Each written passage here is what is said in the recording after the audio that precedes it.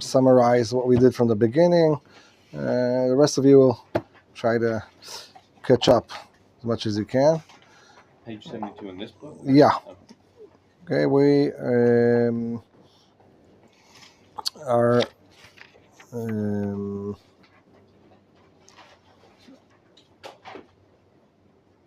okay, basically try to summarize what we piece that we did up to here that is relevant for what we're going to do now is the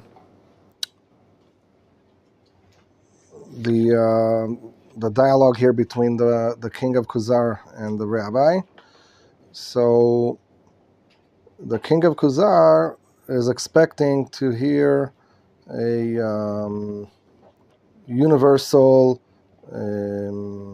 human race common idea, okay, where accept the idea that there's a creator, there's God, but that God he refers to all human beings and not to a specific group, and the deeds that this creator is demanding are equal and are obligated on top of all human beings.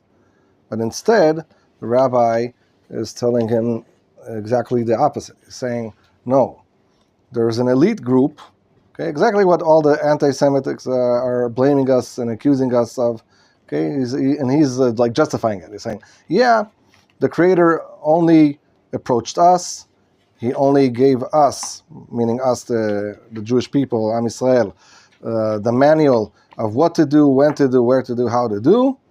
And if you want me to prove it, then when Hashem approached Pharaoh, then he didn't say the creator sent me to take the children of Israel out of here. Rather, he said the God of the Hebrews. Okay, meaning it was something famous of Ham Yitzhak and Yaakov. And also when Hashem revealed himself to us in Mount Sinai, he did not say, I'm the creator of the universe, and just directly said, I am your God who took you out of Egypt. Okay, so in other words, there's this intimate, personal relationship and bond between Am Yisrael and Hashem, and only these people are representatives of his will, and only these people have the authority and the ability to study his Torah and to give commentaries and to state halacha. So the Kuzari, who received the dream telling him, then demanding from him that his deeds are desirable to the Creator, his will is desirable to the Creator, but his deeds are not, and he should seek for the correct deeds, then he realizes now that the correct deeds are only for who? Jewish people. Okay, but this king is not Jewish, so he's very disappointed. He says, okay, finally, after my journey that I had the discussion and a dialogue with a philosopher and with a Christian scholar and a Muslim scholar, finally I realized that there are correct deeds by the Creator, and they're found in the Torah, but they're not for the human race. They're only for Jews. And I'm not Jewish, so I'm very, very disappointed with what you have to say. Because now, again, you are proving to me that what all the anti-Semitics claim, that you're racist and chauvinist and you think that you're the elite and the chosen ones, they're right. Okay? So, okay, we'll start from 72, 28, we'll start from there. So, any volunteers reading? You want to read? Okay, go. You know that? Oh, yeah. Just loud and clear, huh? Sure. Without that accent. Amar HaKuzari. No, English. Oh, English. The Kuzari said, "Careful, Jew, you are regressive. Your speech has gone lean after having been rich." The rabbi responded, "Lean or rich, please just keep an open mind until I have explained myself." The Kuzari said, "Say what you wish." The rabbi said, Regarding organic behavior, we find that creatures require nourishment. They grow, reproduce their own kind, and each type of creature has its own necessary qualities and conditions. This is true about the plant and the animal kingdoms, to the exclusion of non-living things in nature such as earth, stone, metals, and pure elements. Okay, so basically from paragraph 31 up to 40, somewhere around there, the rabbi wants to prove through nature and through this universe that there's hierarchy. Okay, not all elements and natural things here are equal. And the simple way to prove that is by showing the differences between inanimates, plants, animals, and human beings. Okay, so I think it's very clear, but also it's very general, the differences that he showed here. So, okay, basically, we went through this with some of the people, but the ones who weren't here. What's the difference between inanimates and plants? Inanimate objects and plants, difference? Yeah. Plants are alive in a way. Oh, absolutely. They're not conscious, maybe. Right. They grow and they die. You know, Right. A rock doesn't grow or die; it's just there. Right. Excellent. Can't speak or whatever. It's still alive. Mm-hmm. Okay. Anything else? Yeah. We can derive nourishment from plants. We can't derive nourishment from rocks. Mm-hmm. Well, I mean, iron. But it has to be absorbed into something else. We get that nourishment, minerals Part from of plants. inanimate. I don't know. You heard about the story about the rock soup? Let's not get into it right now. You But, can find salt in the rock. Okay. okay. Any other differences in inanimates and plants?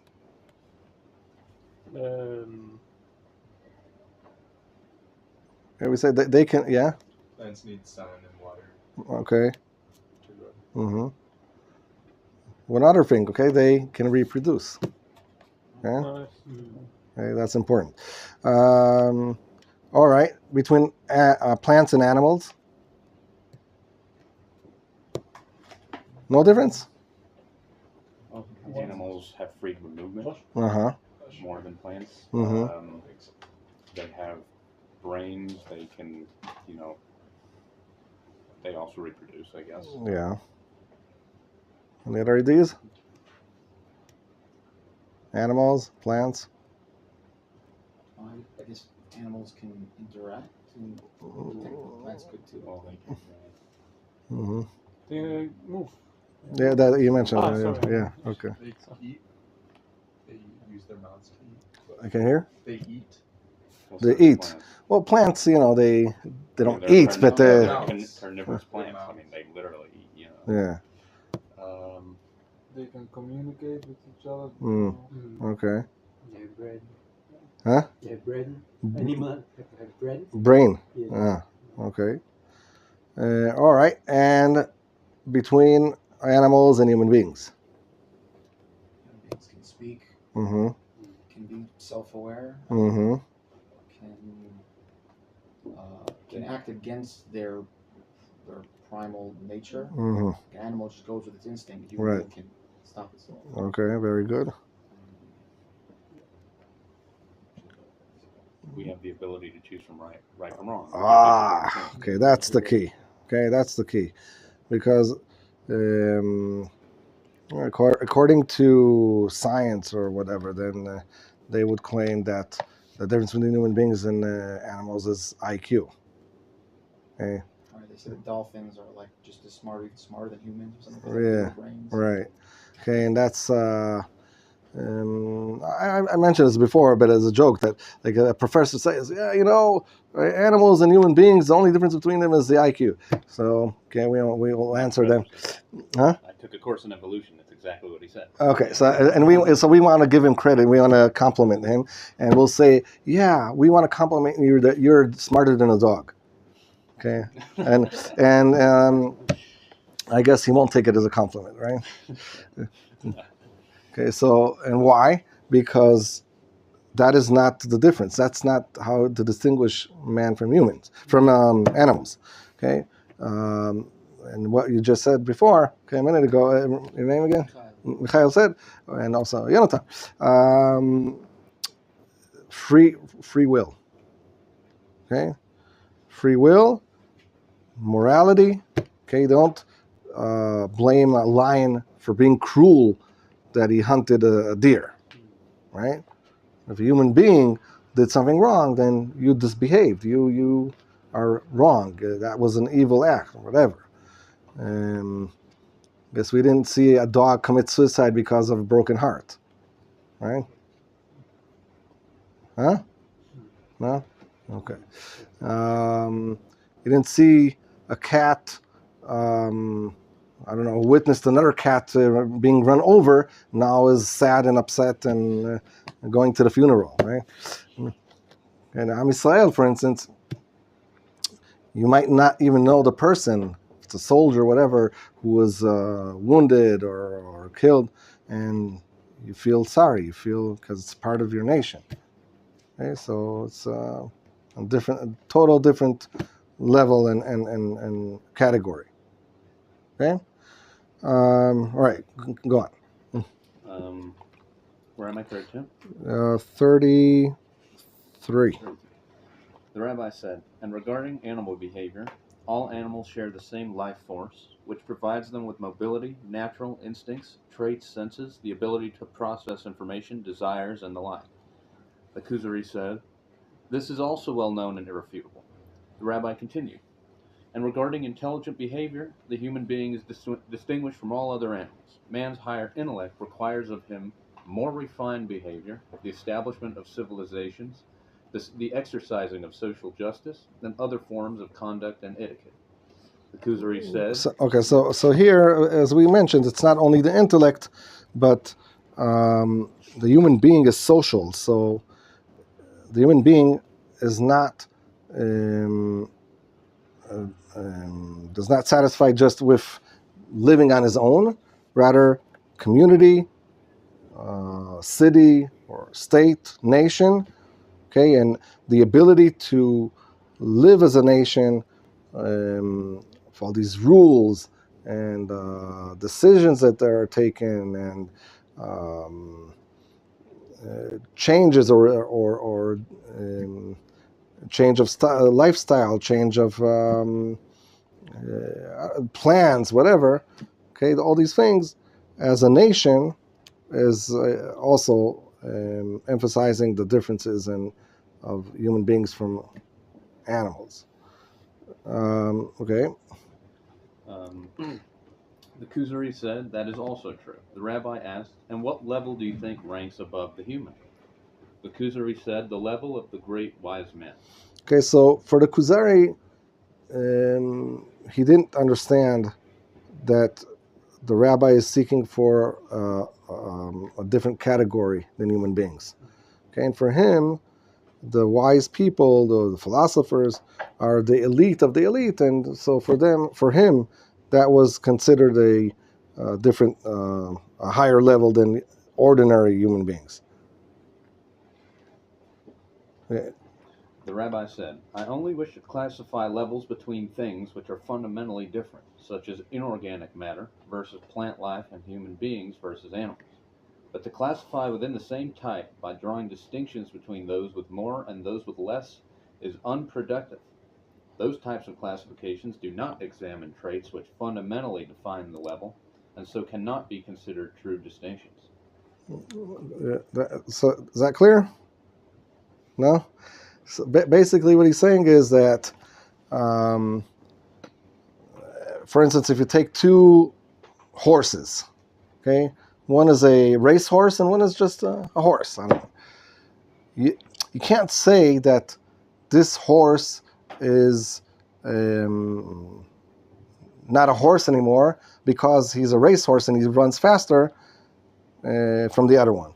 Okay, rather, this one is faster than the other. That's it. But there's in the same category. Okay, human beings. So one is a genius and one is average. So you're going to say that the genius is not a human being anymore? He is super? No. Okay, they're under the same category as human beings. So he has more IQ than the other. So what? Okay, so he has more talent than the other. One has a talent to be a super musician. Someone has the ability to be an athlete. Someone has to be, genius in math. So what? So that's a talent. Okay, but a horse can run faster than a human being. So that makes the horse superior than the human being. Okay. A lion is stronger, so a lion is superior than to human beings. Okay, every animal or human has their talent or characteristics that are unique to them, but that doesn't what defines them and makes them superior or less than others. Okay, so basically, the hello, what's your name? David. Huh? David. David. Okay. Where are you from? Oh, Texas. Ah, okay.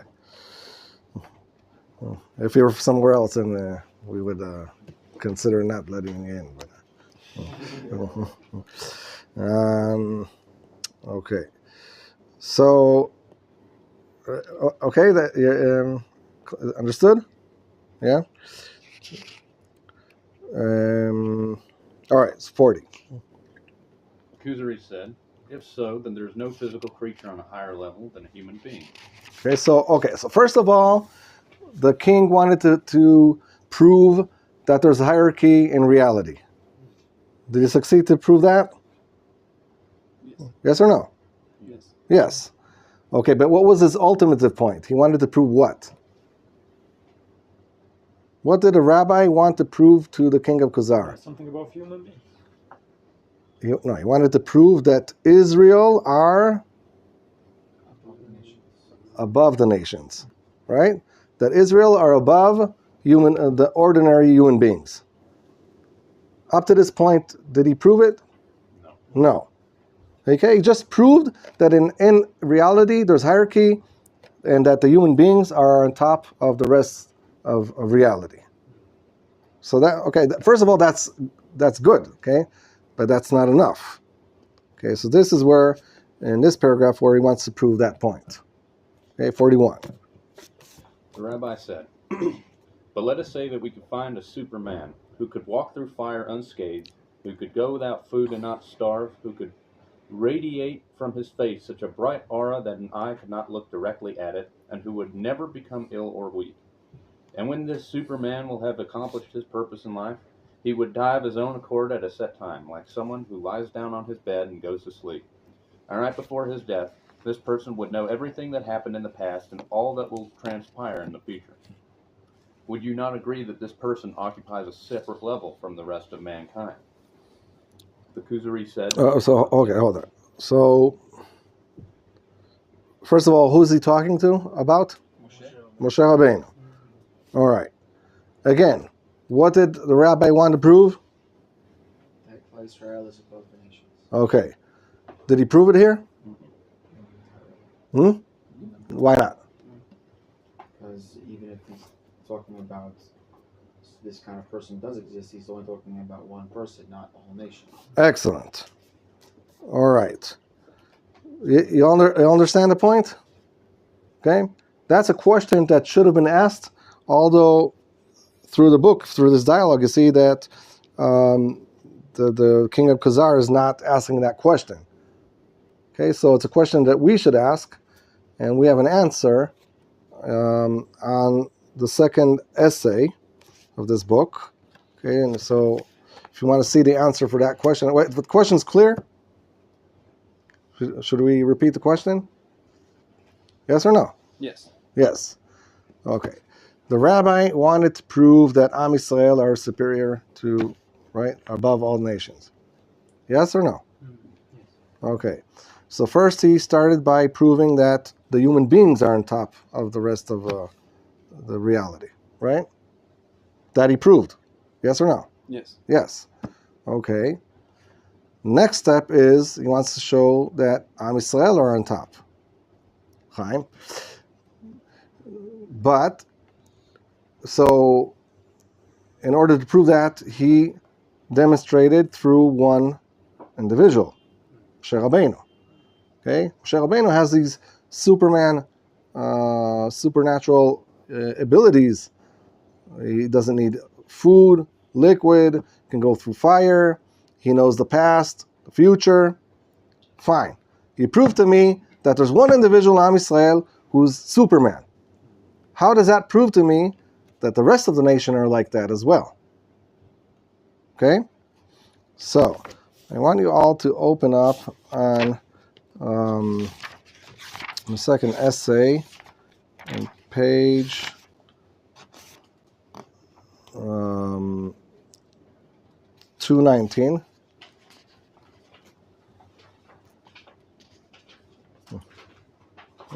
Okay, this is just for answering this question.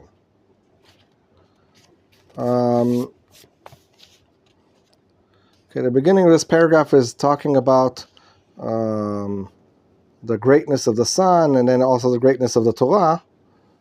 Because we can start from the beginning, but we're going to emphasize the next paragraph just underneath there. So, okay, so we'll start 56.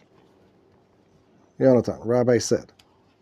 From the beginning? Yeah. The rabbi said, "See how greatly King David praised the Torah." He began with a discussion of the sun in the psalm, "The heavens relate God's glory."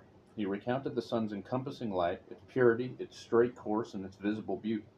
Immediately afterwards, he stated that God's Torah is pure and revives the soul, and so on. It was as if he was saying, "Do not be amazed by these descriptions of the sun, for the Torah is even brighter, more pervasive and ubiquitous, more beneficial and loftier." Okay, so up to here it's clear? Yeah? No? David? Yes? Okay. So that was to emphasize how great the Torah is. Okay, but that brings us to the question, what comes first? Israel or Torah? What do you think? Torah. Yeah, so Israel, you mean, Huh? in terms of people, correct? Or do you mean in the land? No, the nation. Nation. What comes first, nation or Torah? Nation. Torah. Feels like a trick question. Huh? It feels like a trick question. If we go chronologically through the Torah, then it's first Israel as a nation comes out of Egypt, and then we get to the Torah on the Mount Sinai. When we recite the blessing of the Torah every morning, you're familiar with the blessing? No? I'm really new to this. So. Okay, we recite the blessing, Asher Bachar Banu Mikol Ha'amim Ve Natan Lanu Toroto. If it was vice versa, it should have been Natan Lo Torato Ve Bachar Banu Mikol Ha'amim. Right? Basically, okay, this is an introduction to something we'll go soon, but the Torah is like a letter, right? When you want to write a letter, what do you need before the letter? Ink and paper. What do you need before the letter? Idea. You need, Address. thank you. Okay? Who's the address? Am Yisrael. Am Yisrael. So who comes first, the letter or Am Yisrael? Okay? All right, now let's see here. This will also emphasize a point.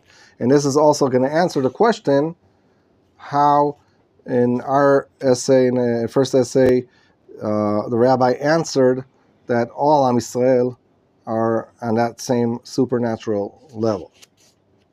Go ahead. You say you're all with me, right? Page 219? Yeah? Okay, go ahead. Were it not for the Jewish people, the Torah would not have been given. Furthermore, Israel's lofty status was not an outcome of Moshe's merit. On the contrary, Moshe's status was grounded in the merit of Israel. Let's read this two more times. I think we have to really emphasize this and to internalize this. That also for you, David. Okay? Let's read this again. Were it not for the Jewish people, the Torah would not have been given. Do you hear what it says here? Do you internalize? Do you understand what is said here? The Torah was written for the Jewish people. Okay? So there's no coincidence, there's no accident, there's no that, if it wasn't Am Yisrael, there would be another nation. Okay, by the way, when we say in the blessing, Asher B'char Banu, okay, what's the translation of that? Who chose us. Chose us. Did he actually literally choose us? Meaning there are different options and he did a lottery and we won the lottery? No, like Bachar is like Bachor is like the first one. That in grammar, no, because Bechor is with a chaf and Bachar is with a chet. Okay. I mean, it's similar, sounds similar, but it's not the same way. Isn't there that whole story where like God went to each nation?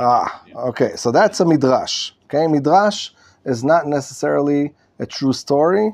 Okay, I want to emphasize this concept. Okay, midrash is if you want to call it like a fairy tale or a fantasy, Legend. a legend, where not the details there are so important, rather the idea, the lesson it wants to teach us. Okay, there are many midrashim that don't make sense. Okay, there's a midrash saying that Moshe Rabbeinu was like, I don't know, yeah, like 10 meters tall, and Pharaoh was like 30 centimeters tall. Okay, so it's a midrash. It's not, one doesn't want to literally claim that was reality. Okay, there's a lesson, there's a message here. In this story, this famous midrash, where Hashem approached the different nations, offering them the Torah. Okay? First of all, in reality, this never happened. Okay? Because Hashem delivered the Torah directly to us and only for us. Didn't offer it to others. But as the Midrash wants to emphasize one idea and one idea mainly. Okay? It wants to emphasize that Torah fits only us. Okay? So when Hashem approached the what we call Edomites, or Esav, or Christianity, and he offers them the Torah, right? What does he tell them? Do you want my Torah? Ask what's in there. Okay, what does it say there? He says, now Hashem knows, he created them, so he knows their characteristics, he knows what their tendency is towards. And he says, don't kill. We can't do that, that's against our nature. Okay, then Ishmael. Okay, you want the Torah? What's written there? Don't steal. We can't do that, that's against our nature. Okay, approaches Israel. You want the Torah? Na'aseh v'nishma. Okay? As a joke, they say, is it for free? Yes. Okay, give us 2. Yeah. And also, they say that after Moshe broke the tablets, then we Israelites took all the don't, and Gentiles took the do. But, anyway. Okay, so that's clear? Okay? All right, so the Torah was written in the sake of Israel and for Israel. The Torah was given, if there was no Israel, there's no Torah. If there's no Israel, there's no reality. Okay?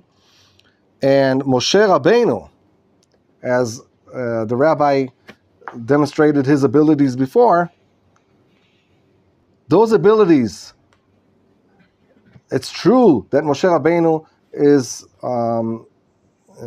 elevated himself to that level. But it's in the sake of who? The people. Remember this. What happens in the golden calf? Where's Moshe Rabbeinu during that time? Somewhere up in heaven, right?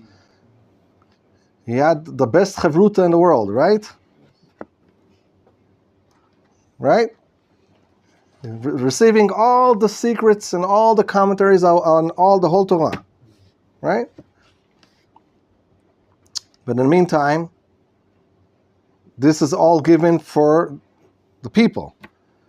If they're misbehaving, then this chavruta we're having is useless. So, cuts off the chavruta, go down, take care of them. Okay? Again, it's all in the sake and the purpose of the people. Okay? Okay, next page, continue.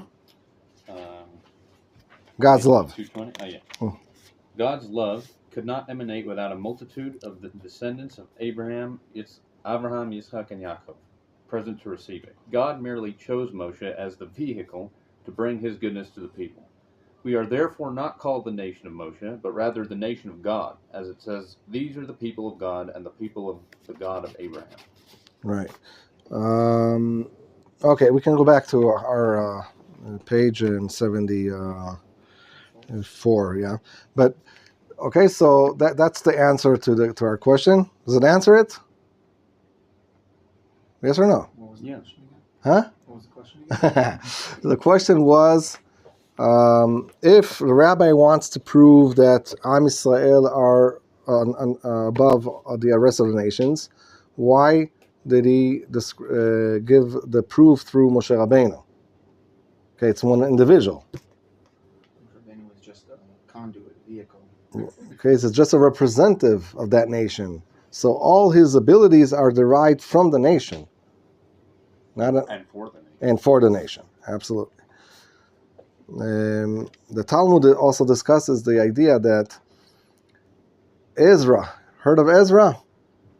Ezra was worthy to receive the Torah in Mount Sinai instead of Moshe Rabbeinu.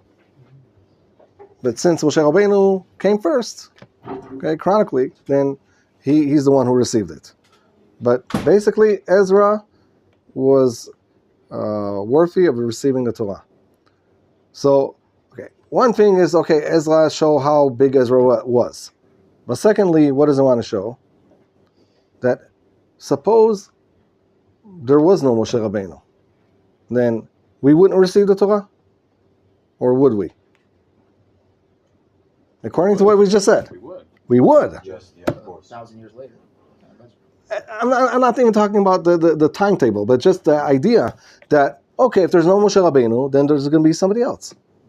Okay, because Hashem has many messengers to deliver his will, and if it's not A, it will be B. If it's not B, it's C. Okay? It's not depending and relying on one individual. Okay? Totally and contrary to Christianity and Islam. Okay? Over there, it's one individual. Okay? We have many individuals. Every generation, there's a unique individual that is the messenger. All right. Let's see. What paragraph are we on? 42, I think. 42. Okay, so read 42. The Kuzari said, this level is for a divine, angelic creature, if it at all exists. This behavior belongs in the divine category, not in the human, animal, or organic categories. Okay, so he still doubts it, okay, as he says, if it all exists. Okay, he's not 100% sure that there is such a level, but if there is, then he agrees that this level is on top. Okay? He's also implying possibly that I think that a human being cannot get to that level. Saying like it's impossible for a human to be, only an angel could be like that. You're saying what the king is saying. Yeah. Mm-hmm. Okay. How much time left do we have? 10? Huh? I think 10 minutes. 10 minutes? Yeah.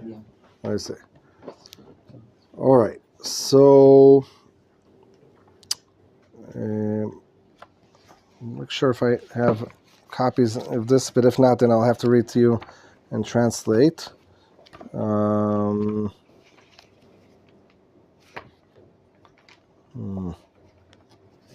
Second.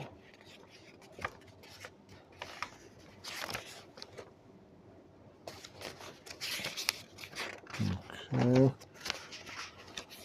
So, unfortunately, no, I didn't.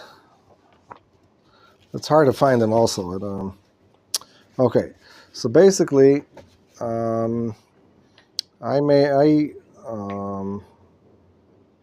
found all these different sources of quotes of only Gentiles. Okay, only Gentiles, and their opinion about Am Yisrael. Okay, so it's important to emphasize that it's only Gentiles, as people that are from the outside that they have to say when they see Am Yisrael and what they think about Am Yisrael. Okay, I think some of them you most likely heard about. Okay. All right. So the first one, I think you heard his name, Adolf Hitler. Heard of him? Yeah. So he had a personal doctor. His name was Hermann Rausching, and basically he realized that Hitler's a monster, and he ran away. But up to that point, he had a lot of chats with him because he was with him almost all the time, and he wrote this book. I don't know how exactly it's translated, like my conversations with Hitler, something like that. And there's a whole book of quotes and statements by him that he wrote and published. So I'm going to read a few from that book. Okay, so to realize what he had to say about the Jewish people and his awareness and the recognition of what the Jewish people represent. Okay, so here what he has to say. He says, it's impossible to have two chosen nations in this world. We are the nation of God. And it's like, by this I said everything. Okay, that's the first quote. And this is the second one. I think it's even more harsh. He says, this is the beginning of war on dominating the world, ruling the world, a merciful war, because the war on dominating the world is only between us, between two camps only, the Germans and the Jews. All the rest is just an illusion. So you understand what he's saying here? World War II was just a distraction. It was a holy war for them. It was like a holy war against the Jews. Yeah, but meaning dominating and taking control of the rest of the states was not the purpose. Okay, the purpose was get rid of the Jews.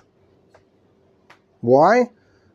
Because it's or them or us that are going to rule and dominate and control the world. Who said that? Hitler.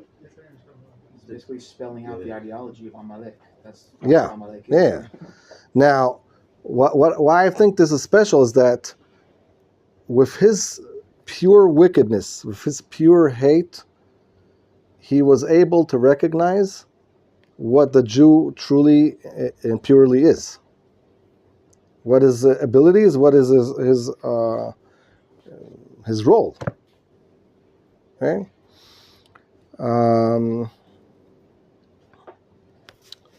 Let's see, a few more from Hitler. He says, we came to the edge of humanity. The tablets in Mount Sinai their value is gone. Consciousness is a Jewish invention.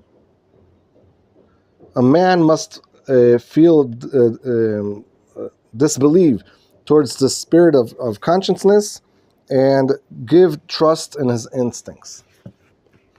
Okay, so in another place he was saying that whenever you'll find a Jew, you'll find consciousness, and that's why we have to get rid of all the Jews in order to get rid of consciousness. Well, he also looked at some of the Arab Rab that were around in Europe and contributed that to all of the Jewish people, which is incorrect. And similarly, if I'm not mistaken, he also didn't like the restraints around Judaism, right? Because he was representing purely Islamic values, right? So ultra-Darwinism is not going to like the kind of restraints that Judaism may offer to some degree. Of course, we can obviously be militant. It's necessary. Would you say that is perhaps correct? So like you're saying, like he's basically saying that the Jews plague the world with morality? Basically, he didn't like left-wing Jews because we don't demonize towards certain Jews, Rabbi, etc. But then he also didn't like the right-wing axis because, I don't know, it's too many restraints, too many morals, etc. That's at least as I understand. So he saw both, the economy between both, and didn't like either. And also was saying, like, if Aryan people we don't succeed, then the Jewish people ideology will take over the world. So essentially, Yeah. It's like, an immoral person sees morality as evil. It's like the opposite Right. of what they are. Right. So they see like, oh, they're so good and they're so, conscious. They're so, That's and threatening. it's a bad thing. That was a threat to them. Right. Excellent. Excellent. Let's see a few more quotes here from him. Yeah, he says, okay, two universes are standing one against the other, the man of God and the man of Satan. The Jew is the rival of the human, the rival of humanity. The Jew is created by a different God, and that's and the reason for that is that he grew from a root of another race, a different race. Okay. A few more here, but I guess that's enough with Hitler, right?